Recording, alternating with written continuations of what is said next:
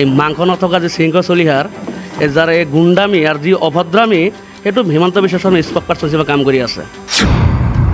হিমন্ত বিশ্ব শৰ্মাৰ এজেণ্ট হিচাপে শৃংখ চলোৱা জিতু বৰুৱা আৰু যিবিলাক উগ্ৰ হিন্দুত্ববাদী নেতাসকলে যেনেদৰে মুছলমানৰ ওপৰত অন্যায়ভাৱে অত্যাচাৰ কৰি আছে, ইয়াৰ বিৰুদ্ধে যি সংখ্যালঘুৰ টান কৰ্তা ডিঙিৰ শিৰ ফুলাই ফুলাই বক্তব্য ৰাখে, সেইজন অখিল গগৈ কিন্তু এটা মাত মাতা নাই।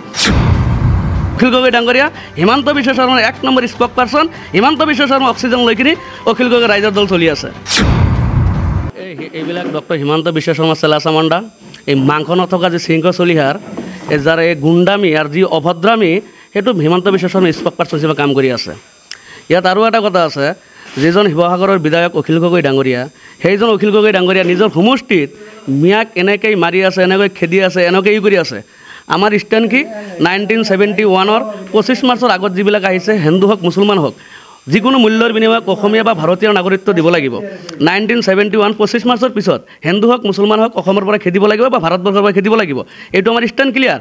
কিন্তু যেনেধৰণে অসমত হিমন্ত বিশ্ব শৰ্মাৰ এজেণ্ট হিচাপে শৃংখ চলোৱা জিতু বৰুৱা আৰু যিবিলাক উগ্ৰ হিন্দুত্ববাদী নেতাসকলে যেনেদৰে মুছলমানৰ ওপৰত অন্যায়ভাৱে অত্যাচাৰ কৰি আছে, ইয়াৰ বিৰুদ্ধে যি সংখ্যালঘুৰ টান কৰ্তা ডিঙিৰ শিৰ ফুলাই ফুলাই বক্তব্য ৰাখে, সেইজন অখিল গগৈ কিন্তু এটা মাত মাতা নাই।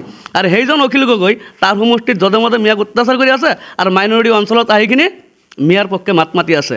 এই অখিল গগৈ ডাঙৰীয়া হিমন্ত বিশ্ব শৰ্মাৰ 1 number spoke person. Himanta Biswa Sarma oxygen লৈ কিনি অখিল গগৈ ৰাইজৰ দল চলি আছে। দ্বিতীয়তে এটা সংখ্যালঘু মানুহক বা মিয়া মানুহক মই এটা অনুৰোধ জনাম, ভাৰতবৰ্ষ স্বাধীন হোৱাৰ পিছৰ পৰাই 1952ৰ পৰা আৰু 2016 চনলৈকে প্ৰত্যেক বিধানসভা পাৰ্লিয়ামেণ্ট সংখ্যালঘু মিনিষ্টাৰ, সংখ্যালঘু মুখ্যমন্ত্ৰী, আনৰ টাইমৰ মুখ্যমন্ত্ৰী আছিল, সংখ্যালঘু মিনিষ্টাৰ আছিল, সংখ্যালঘু বহুত ডাঙৰ ডাঙৰ পদবীধৰ ব্যক্তি আছিল, কিন্তু সংখ্যালঘুৰ সমস্যাৰ সমাধান কোনো নেতাই কৰা নাই।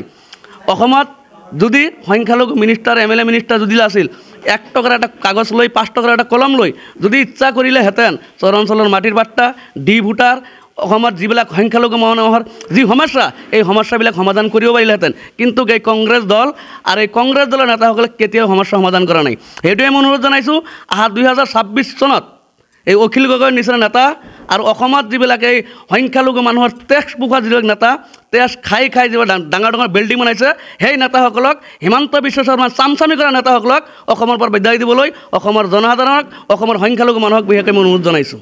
চৰকাৰে এটা কথাই ভাবি আছে, 2026ৰ নিৰ্বাচন ইহঁতক গাদী দখল কৰিব, ক্ষমতা হাতত দিব, চব খেলা খতম। আমি বিচাৰিছোঁ কি ইহঁতে হেংডাল কি কৈছে ক'বলৈ দিয়ক।